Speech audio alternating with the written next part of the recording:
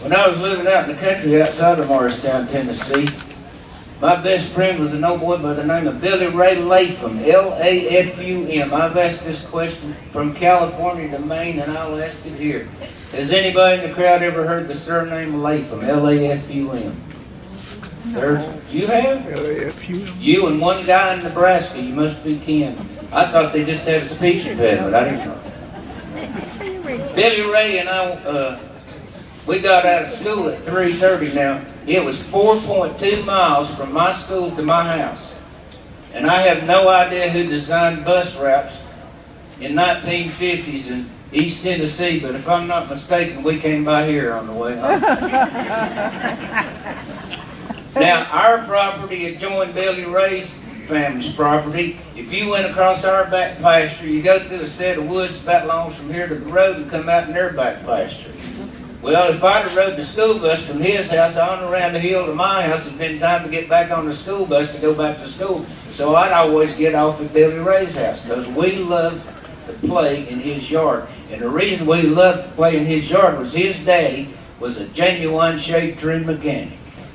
And he worked on old cars, but he specialized in 49, 50, and 51 Ford Flathead V8s.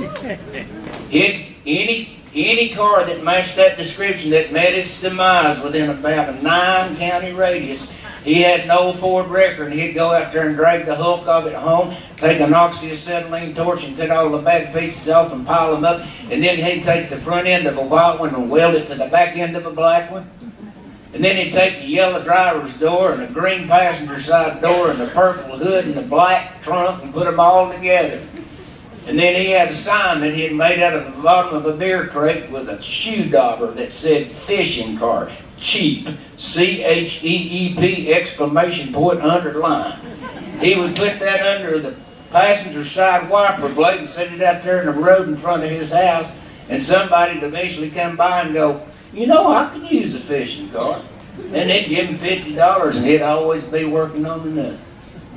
I remember one day Billy Ray and I got off the school bus and he'd found him a new one. He had the hood off of it, had a big white oak tree in his backyard with a chain fall on it. He was pulling that motor out of that old 50 Ford business coupe. There's a man sitting there in a late model Chevrolet truck watching all this. Well, me and Billy Ray we went right over there and we watched too. Mr. Latham's pulling that chain. I said, Mr. Latham, you're pulling the motor out of this car. He looked at me and said, Michael, you are a genius. I said, what are you going to do with it? He said, belongs to this man in this late model Chevrolet truck. I said, can you put a Ford V8 flathead in a late model Chevrolet truck? He said, sure, in the bed. I said, so you sold it to him? He said, no, I'm giving it to him. I said, why would you give it to him? He said, it's blowed up. I said, why in the world does a man want a blowed up flathead Ford V8? He looked at me like I was just the biggest idiot in East Tennessee and said, son, everybody in Tennessee knows that a Ford V8 flathead makes the best houseboat anchor in the world. Well, of course, we loved to play in them old cars because as soon as we got one of them old Fords, it turned into an Eldorado Cadillac. I turned into Jerry Lee Lewis. He turned into Elvis. And the backyard became Memphis. We just ride around with our arms hanging out the window, listening to the radio.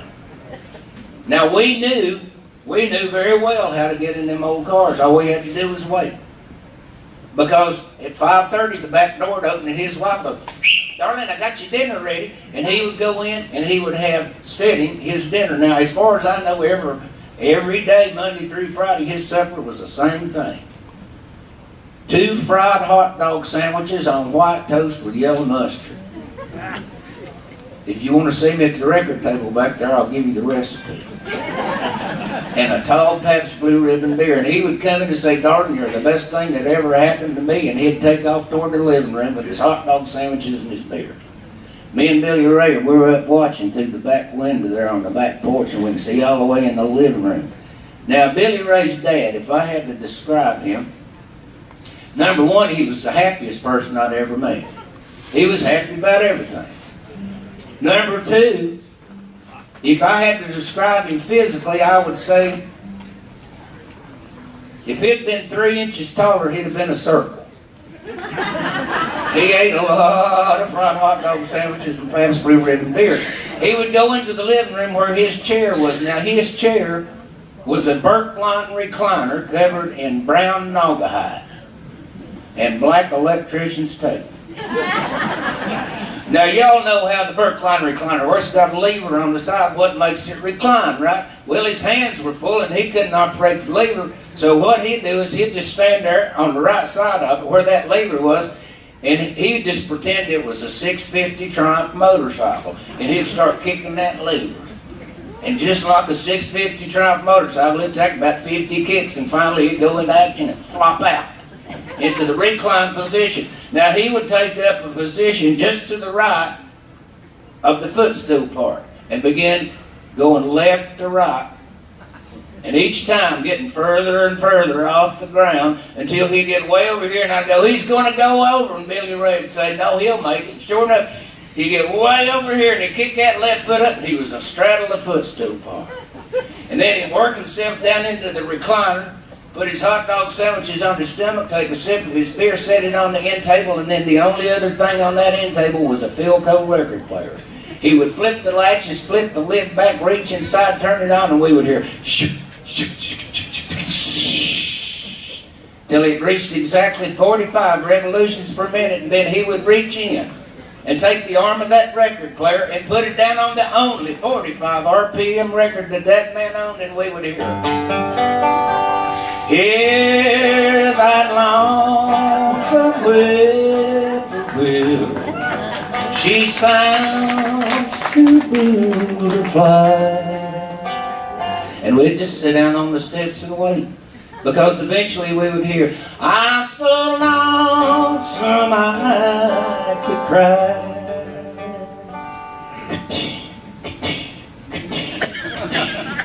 Hear that lonesome. Sometimes this would go on for 14 times. And we'd just sit there and wait, because eventually we would hear, I'm so lonesome I could cry.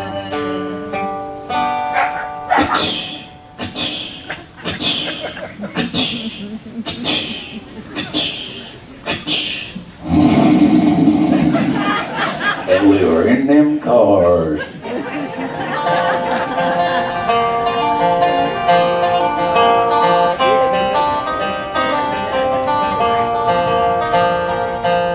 Sheep in the meadow and the cows in the corn, fish in the river and a horse in the barn. And I was 12 years old and living in the country with a blue tick hound and a chestnut mare. Me and Billy Ray, you know, were loaded for bear on a Saturday and living in the country. When you're 12 years old living in the country, seemed like the only place to be. The work's all done and we're headed for the river. Now we're gonna catch all the fish in eastern Tennessee. Billy Ray and me sneaking cigarettes, sitting under the stars and talking about the day we're gonna get cars and be on our way. I'm gonna have a Chevrolet, a 55 Bel Air with baby moons and a radio on playing rock and roll tunes. I'll be hard to hold when I get 16. But when you're 12 years old living in the country, seemed like the only place to be. The work's all done and we're headed for the river, and we're gonna catch all the fish in eastern Tennessee. Billy Ray and me.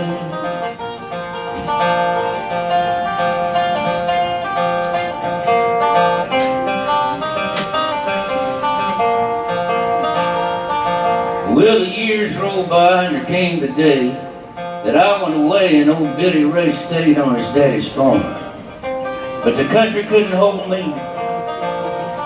Now I've seen all the places that I wanted to see, but I ain't seen nothing like East Tennessee, and I'm glad to say I'm back in the country.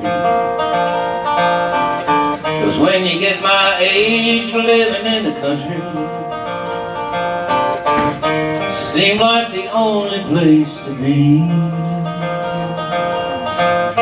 The work's all done and we're headed for the river, and we're gonna catch all the fish in eastern Tennessee.